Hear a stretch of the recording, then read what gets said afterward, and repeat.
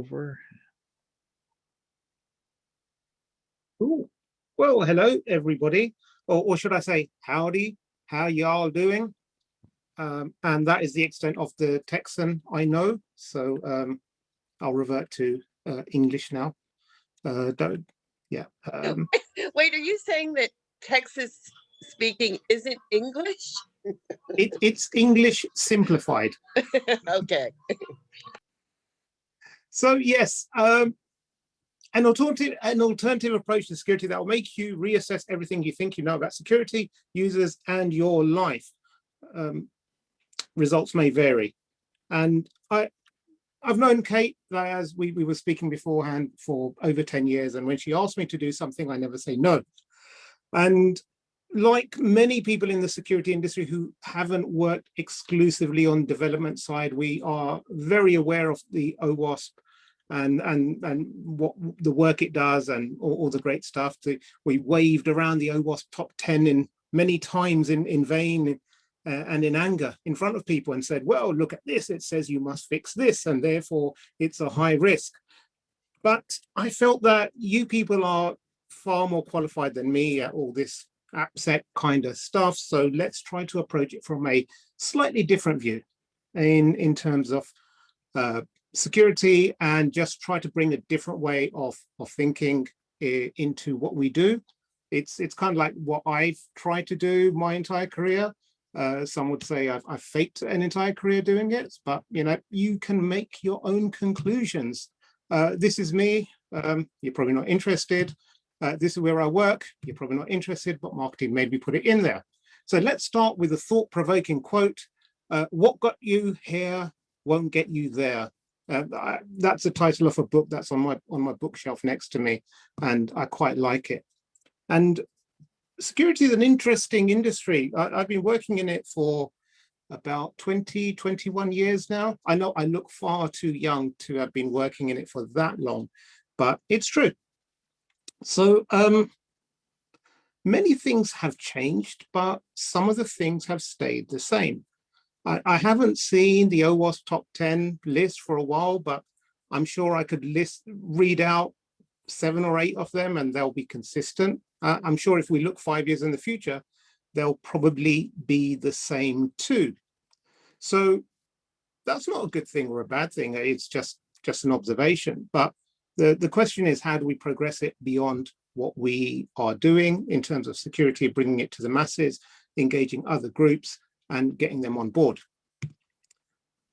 So one thing I thought, okay, let's look at some headlines. And Kate asked me to try and do some audience participation. I don't know whether there is a chat thing on this, but something allowed hackers to disrupt Colonial Pipeline. You must have read the stories, but anyone want to shout it out or put it in? Is there a chat box here? I can't see a chat box. I was going to say write in a chat box, but what's the missing word behind the orange banner? So I can say the right words. Phishing. Phishing is a good try there. 1Password allowed the hackers to disrupt it. Oh, it was so close. Okay, how hackers broke Equifax. This is an old one. This is a few years old. So how did hackers break Equifax? Any takers for that? How about 1Password? Apache struts. Sorry? Patch management. Yeah, it would patch management. I'll give you that. Please contact me afterwards for your prize. Exploiting a patchable vulnerability. And the final question we're doing right now, Microsoft warns now attackers are using what to download ransomware?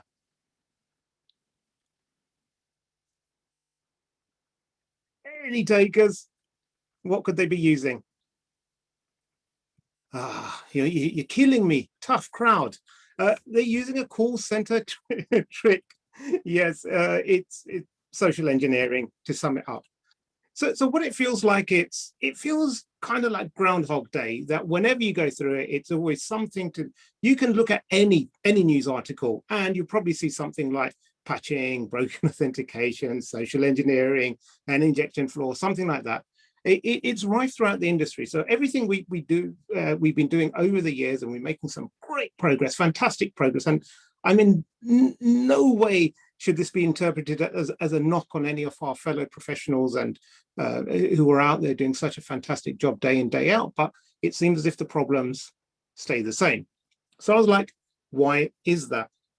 So I sat down and I got a pipe. I don't smoke, but I just got a pipe because it makes me feel intellectual and smart like Sherlock Holmes. And I thought, what is it? And so I came across this term, and it says objective realities versus the subjective experience. And what that means is that there's a limit to which you can improve the objective reality of something, but you can increase a subjective experience long after that. So for example, there's a limit at which planes can fly after within reason.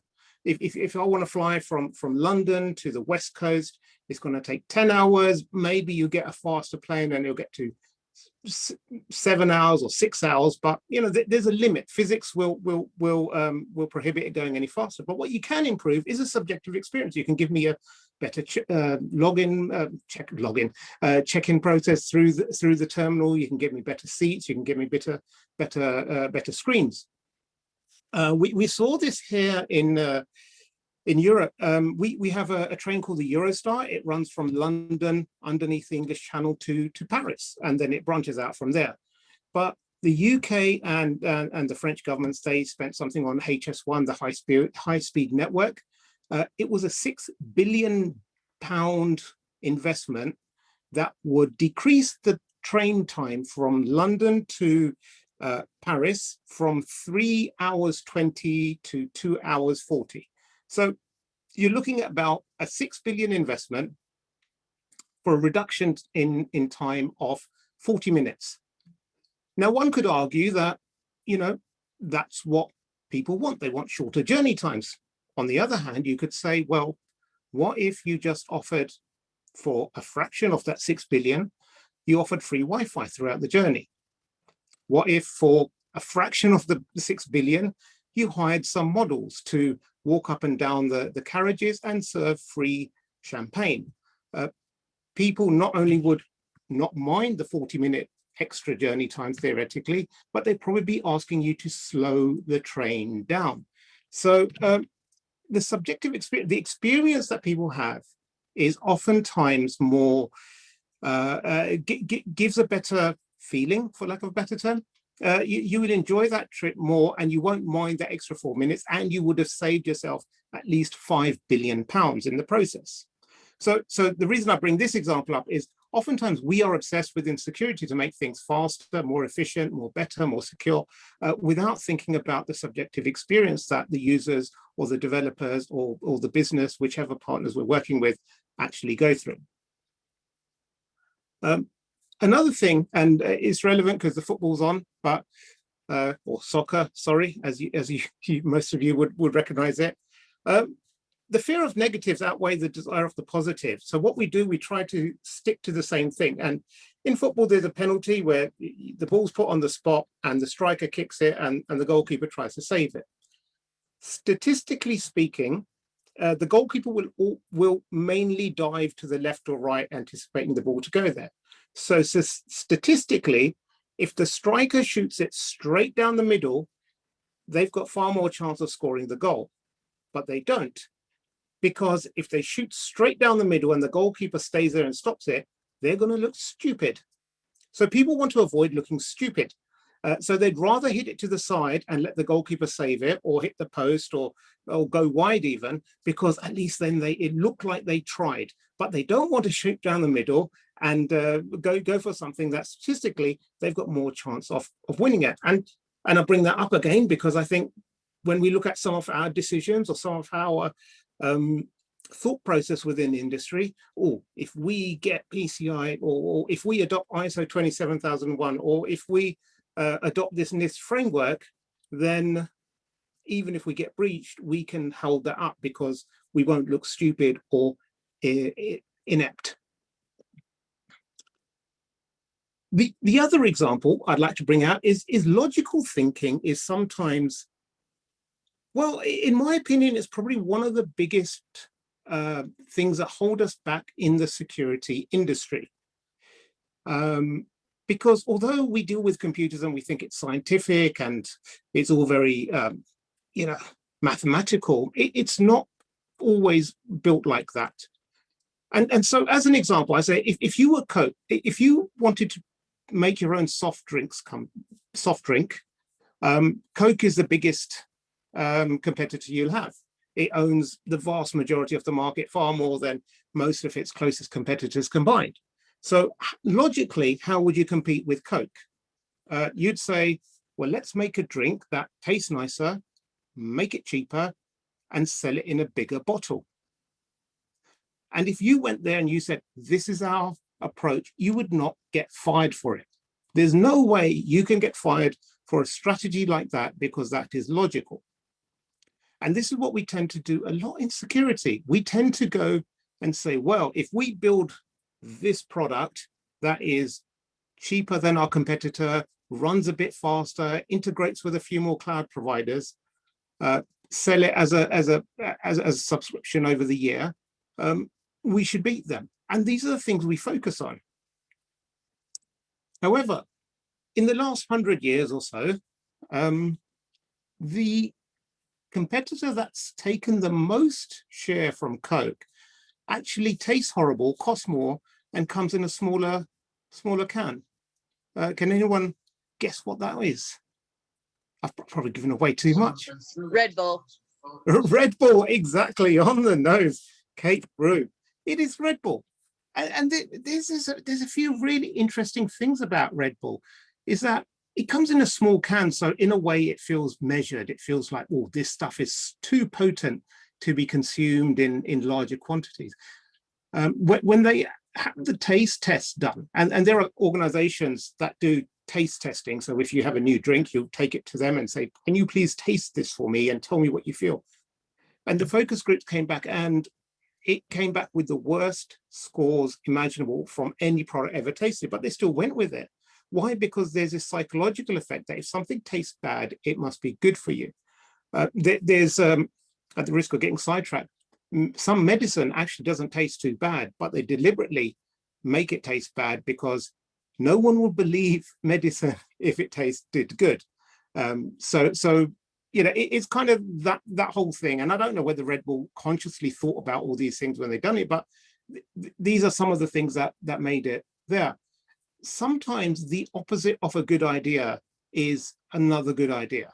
And so I think it's important to not think always so logically about things, that we have to compete on features. And I suppose this is more relevant in vendor land.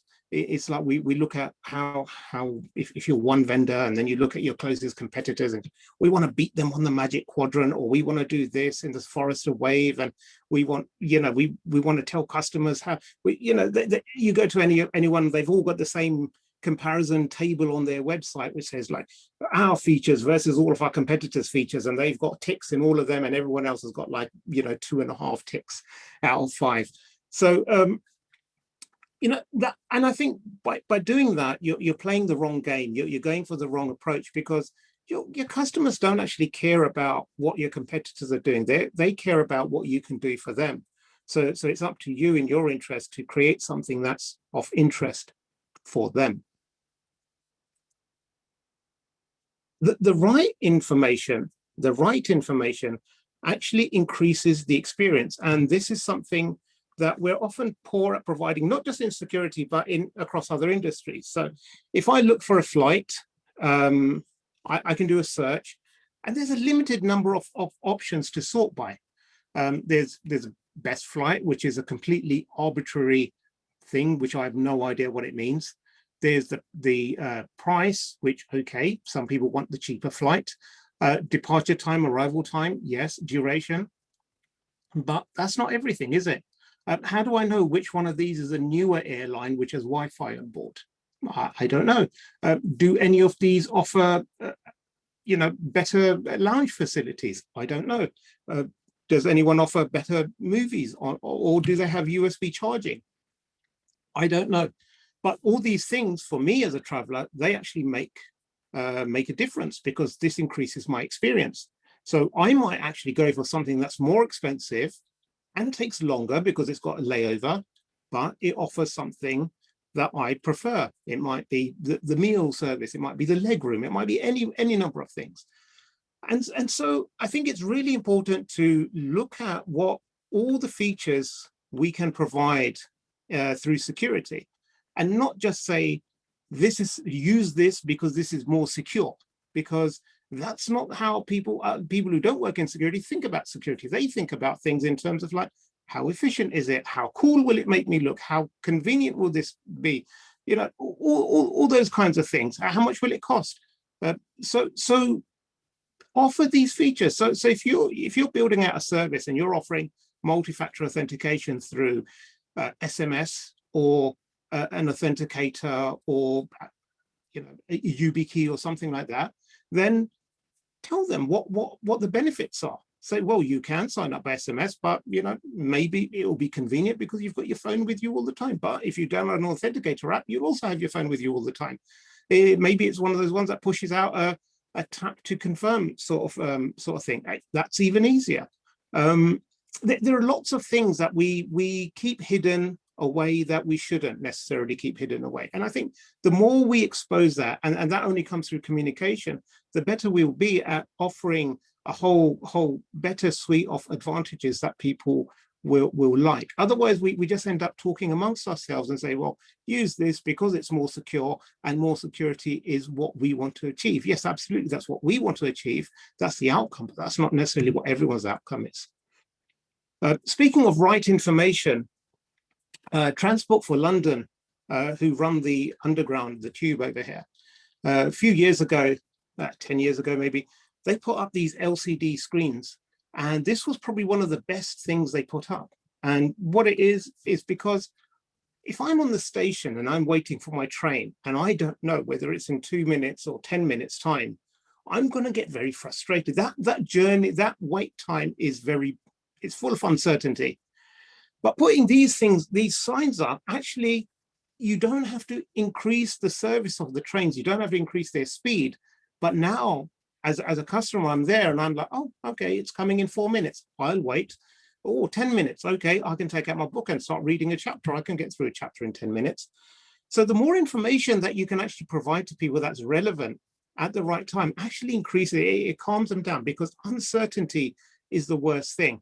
And sometimes we push on people like policies or procedures, and they just don't know why. Or it just a bit like, well, how many times have you started taking, setting up a profile and it doesn't tell you how long it's going to take? I mean, some of the good ones, they'll be like, oh, you're on step 1 of 5.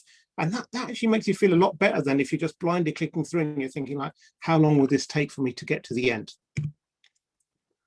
I think that's one of the reasons why Uber took off so well in the beginning. It wasn't just the convenience of calling a cab rather than having to step out in the rain over here in the UK, I suppose, in the desert heat in Austin or whatever the weather's like.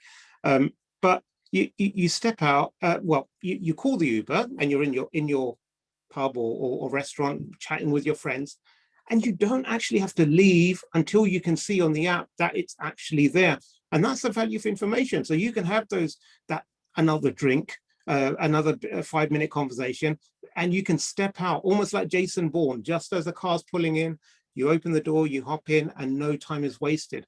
And that creates such a good experience because it's, it doesn't need to be cheaper than a cab. It's just more convenient and the information is there. So the question is, like, how much information are we actually providing to users? And the other thing is the timing of the experience. And there are certain points at which the experience matters more than other points. They surveyed a whole bunch of people who stayed in hotels, and they found throughout, many results, that if the check-in experience was nice, those customers would inevitably say that their whole hotel experience was better than those who had a poor check-in experience. So if the check-in experience was poor, even if they had all the same features as everyone else, they would rate the hotel experience lower than had the check-in experience been good. And this brings me back to a lot of times we're like, what is the first exposure people have to security departments within your organization? Is it because they get told off for doing something wrong? Is it because they get told during a project that they can't do X, Y, and Z because, without doing a 10 grand pen test first? Are you always the bearer of bad news? And so that's why I think having a good setup to have good experiences with the security department prior to you going over there with the baseball bat to say, hey, you've done this wrong, you failed a phishing test or what have you. See, all these things will create resentment and leave a bad feeling in. So if that's the first experience they have with you, they're not going to have good experiences with your exchanges afterward, or in their mind at least they're not going to have good exchanges with you because they're going to be on the defensive. So we need to understand what are our touch points with people and how we interact with them. I'd extend that to developers as well, and in the spirit of OWASP, tying it together loosely is what's the first thing we say to developers? You're stupid, you don't even know how to sanitize your inputs, shame on you. If that's what we're starting with, then that's not going to bode well for the future.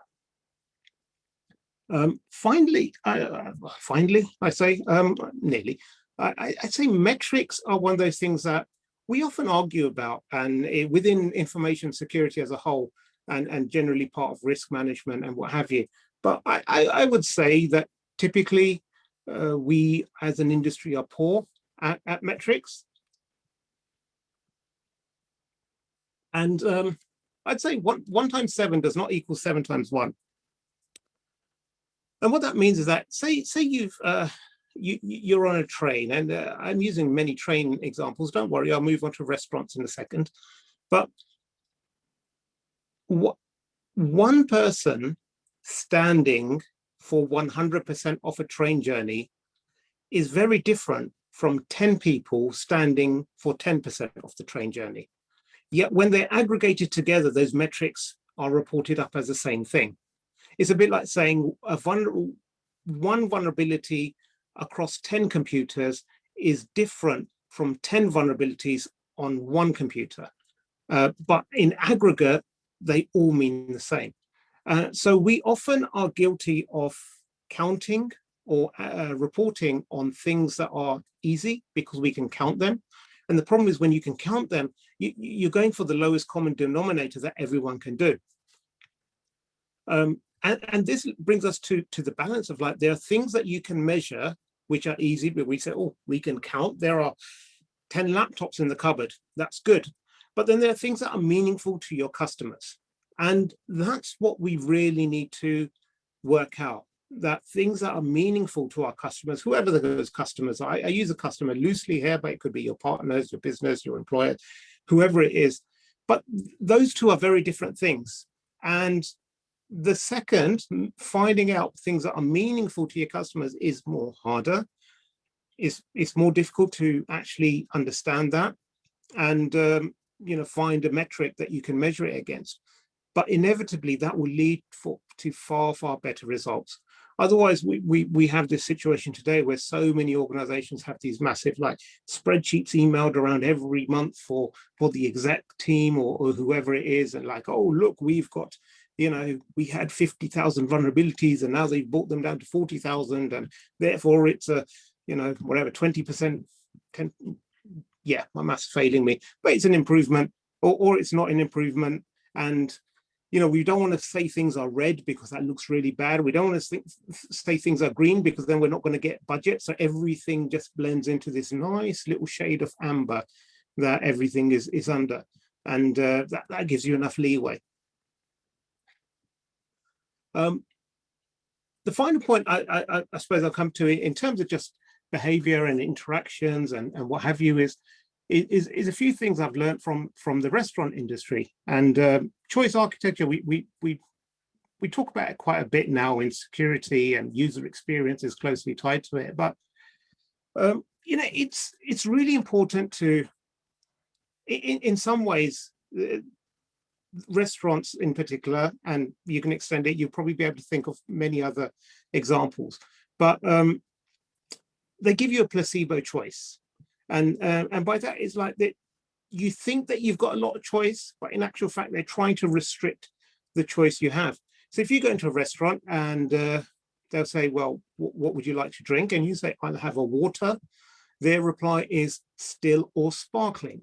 At which point it becomes a bit more difficult to say, I'll just have tap water. I don't know whether that's a concept there, but we have it over here. You can ask for tap water and it's free, whereas still or sparkling water will come in a heavily marked up bottle.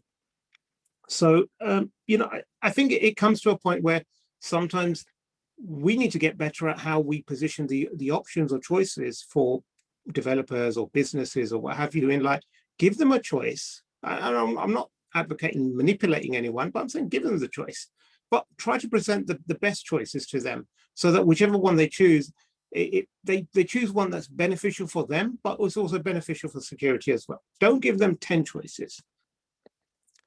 Another trick that restaurants use is wine, because wine apparently, and I don't drink, but I just read about this example and I thought it was fascinating. So apparently wine is you can get the biggest markup on wine compared to any other drinks.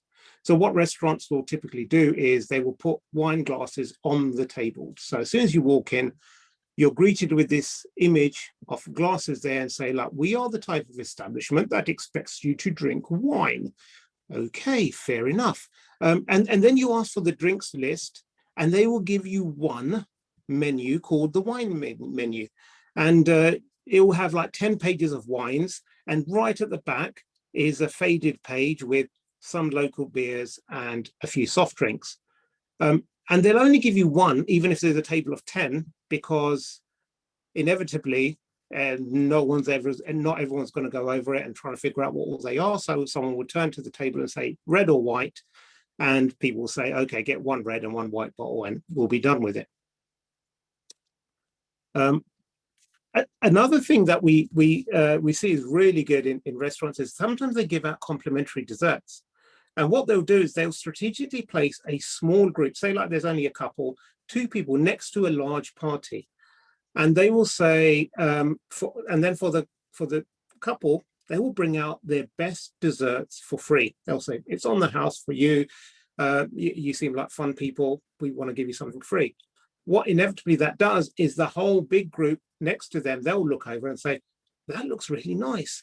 Why don't we order that as well? And all of a sudden you've got 10 people ordering the most expensive dessert on your menu. And again, I'm not advocating manipulating people in any way, shape or form, even though it might sound like I am, but bear with me because it'll ruin my narrative otherwise. But, what it is it's showcasing the benefits of something to someone else. And sometimes people, they don't need to be told, they need to be shown, or sometimes they need to be, led or allowed to do something with their own hands to be able to experience something. So it's up to us to provide the right environment so that they're not just reading policies, they're not just they're not just told or dictated to or just said you must do this because this is in our policy and it's mandated by NIST and because our SOC compliance audit will fail if we don't do this, but rather like let's try and create that environment where and social pressure or peer pressure is a really good way. If 5 project managers are saying this approach is fantastic, I'm so glad we've adopted this new approach, whatever it is, and we get our projects through a lot quicker and less painfully, then that will rub off on some of the others, or others will say like, I would want some of that too. Please sign me up to your new fancy security ways of working. I've been in the dark for all this time and you have enlightened me. I think overall what it is especially for users and even maybe even for some security people, value is quite ambiguous. There's no real number or metric you can put against value. It's like, what value has security added to this project or to this application or to this architecture or to whatever it is you're doing? Therefore, I think what we struggle to do a lot, or what we are constantly involved in, is increasing that the objective reality and through that trying to demonstrate that we have value. And I think that's the wrong approach. I think we need to really focus on these subjective experiences and build it up from that side. So people, it's more of a pull. People will eventually start coming to us and say, hey, you know, you do a great job with this or that, and we need your input and expertise into what we do.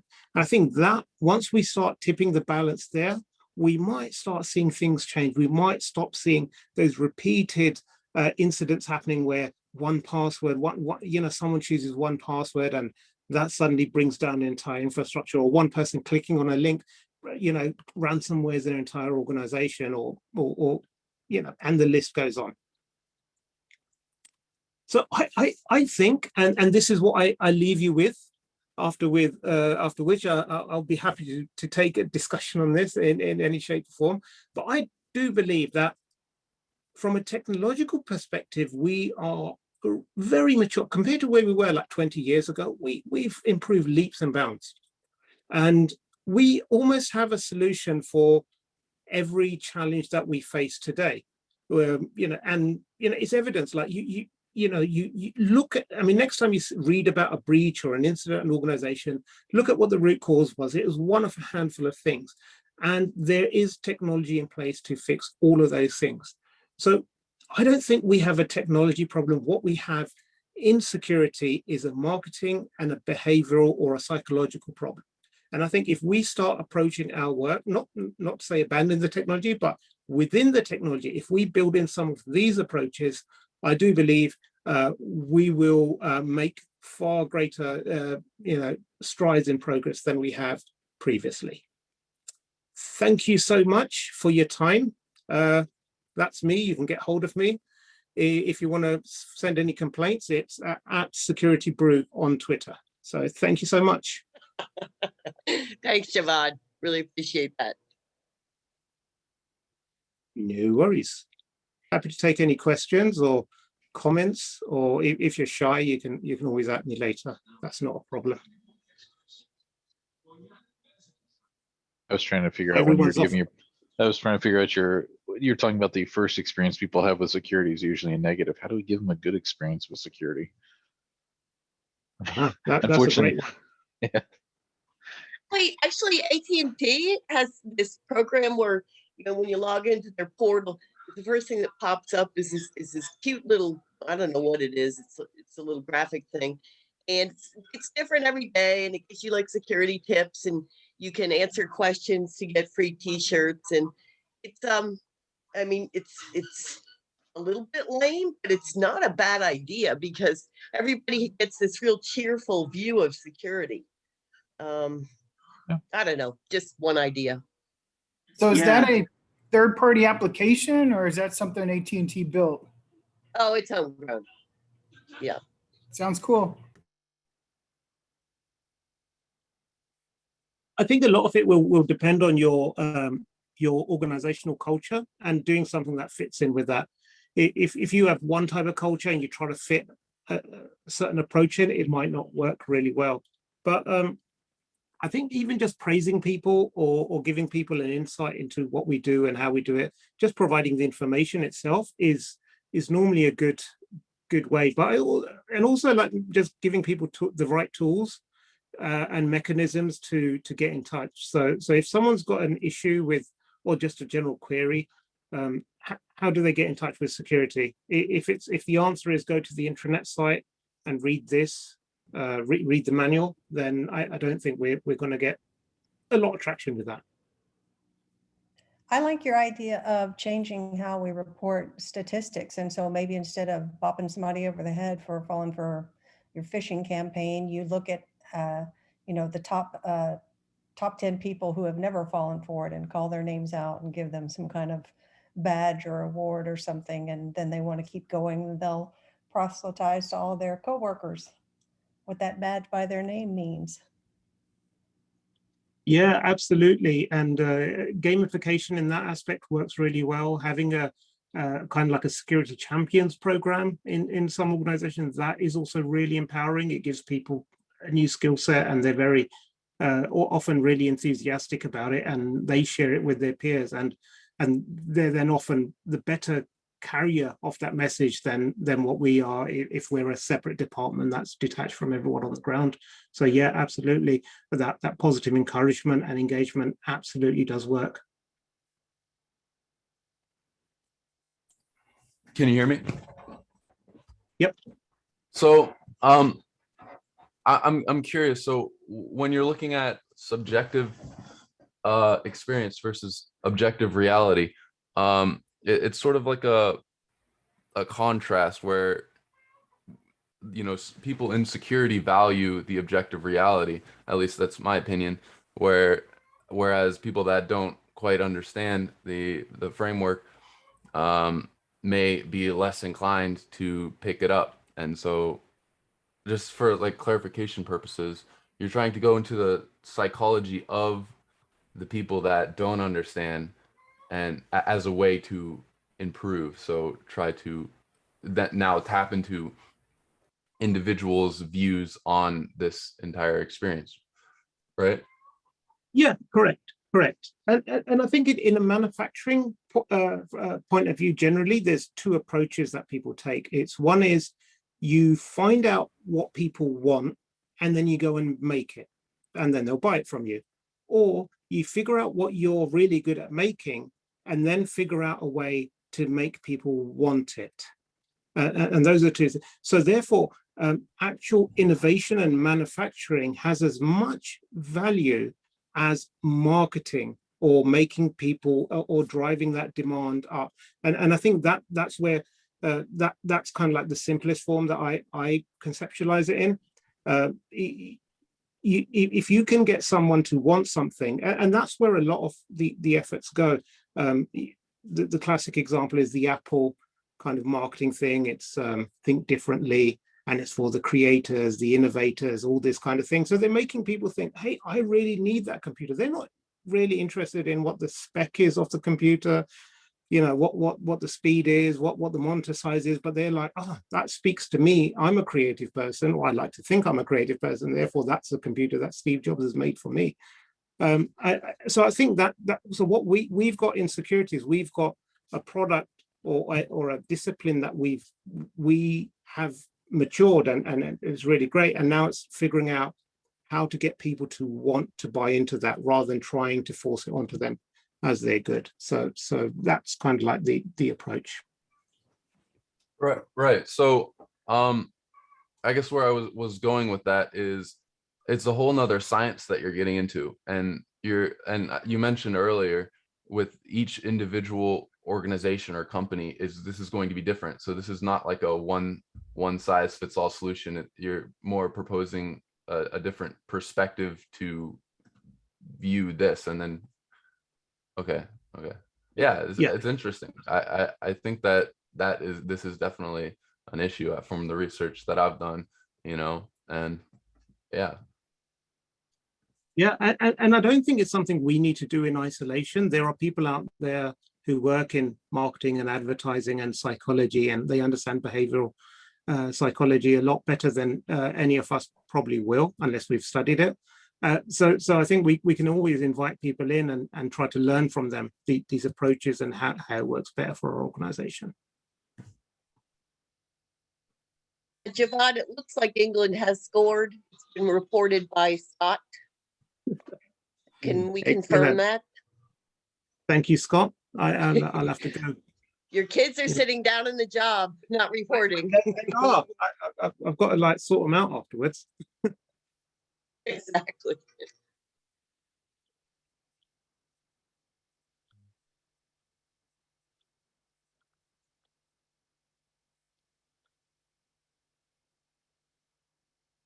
Do we got more questions for Javvid? No, I've just been DM'd, like, is the strike first, strike hard, no mercy? Is that a British Royal Marine slogan? No, it's from Cobra Kai. If you're under the age of 40, I suppose that reference won't make the Karate Kid won't make sense to you, but that's where it's from. The Cobra Kai is the reboot. It's on Netflix, and that's their dojo's saying. So that's why it's up there.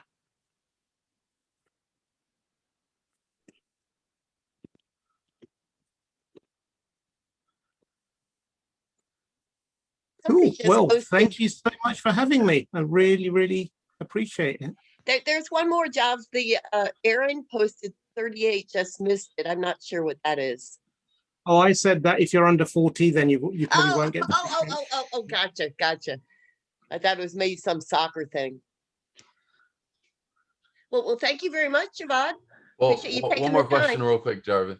Do you have anything specific to the security field, research related? Because this, I find this quite interesting, and like a study or some other information that I could follow through with. I really recommend starting with this book, Transformational Security Awareness. It's disclosure, it's written by a colleague of mine, Perry Carpenter.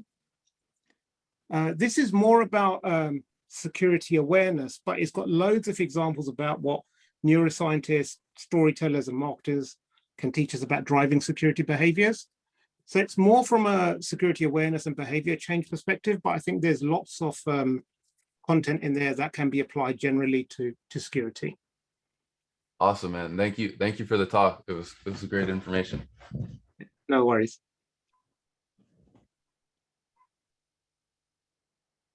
Anybody else? If not, It looks like Bill has a question in the chat. oh, okay. Oh, yeah. Despite about involving the people who know human behavior is handled by the NLP people, should we be involving them more closely? Yeah, you know, if you've got NLP people in your organization, who then yes, absolutely, pull on every resource you can, and I think it's important to pull in, you know, not just behavior people, but other disciplines as well. And one of the things that if you take any problem and you take it to an engineer, they will reframe it as an engineering problem, and they're going to give you an engineering solution. And this is what happens in security. We take all the problems and challenges out there, we reframe them as security problems or security technology problems, and we try to give a security technological answer to it. So if you take the same thing to a mathematician, they'll give you a maths answer. So I think the getting different disciplines involved is super important. Behavior is really, really important. I think it's one of the most important, but also you can start smaller and you can just involve other technology disciplines or other business disciplines within that discussion, just to talk about how this works or doesn't work. And I think through that collaborative approach, we can really gain some insights. Sorry.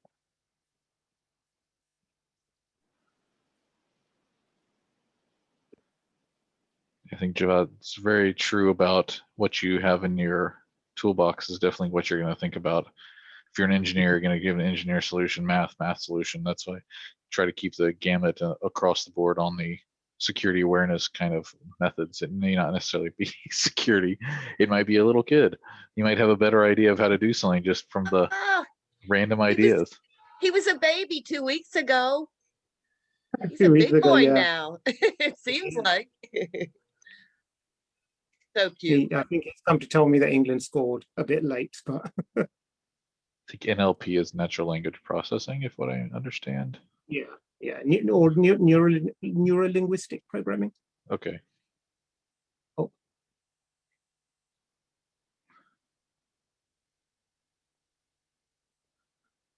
So if there's nothing else, I guess we can bring this to a close and say thank you, Java. This has been great. Thank you very much. Javvid. And next month it'll be Ola Grib, so we'll get that information out to everybody through Kyle.